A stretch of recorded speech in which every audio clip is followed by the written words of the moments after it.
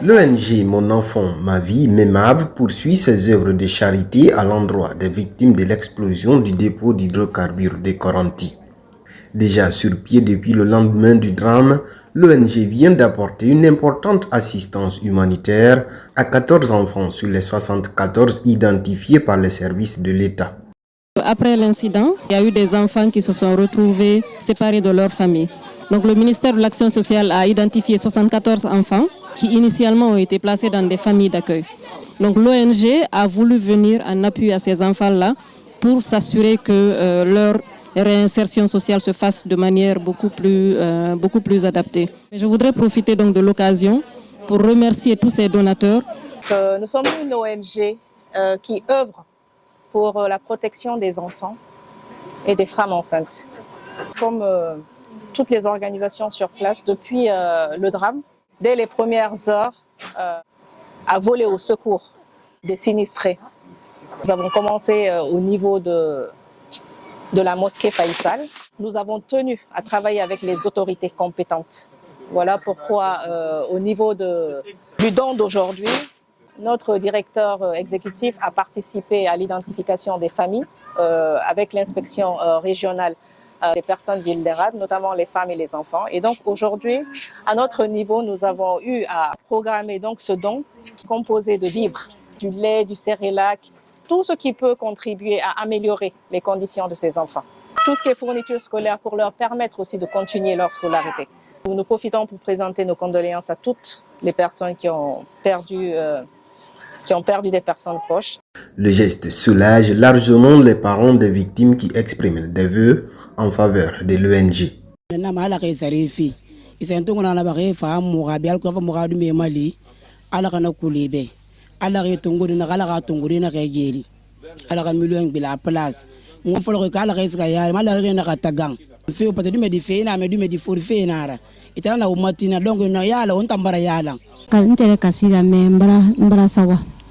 Parce que ala mo tanka gbere ma ani ndon leti sitanye wadi atana me alhamdulillah rabbil alamin bi brasi nsawani ala ya isara ala plasi ala idolaka ala ya imade me aberani me kasini kende ala udaima.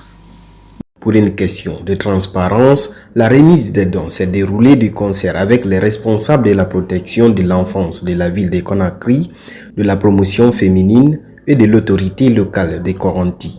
Tous expriment le même soulagement et saluent l'action de l'ONG MEMAV. Suite à l'explosion du dépôt de carbure de Koranti, on a perdu des vies, des blessés graves. Et si dans tout ça, l'ONG Mon Enfant, Ma Vie se déplace pour venir nous voir et nous présenter ce qu'ils ont vu pour la population de Koranti.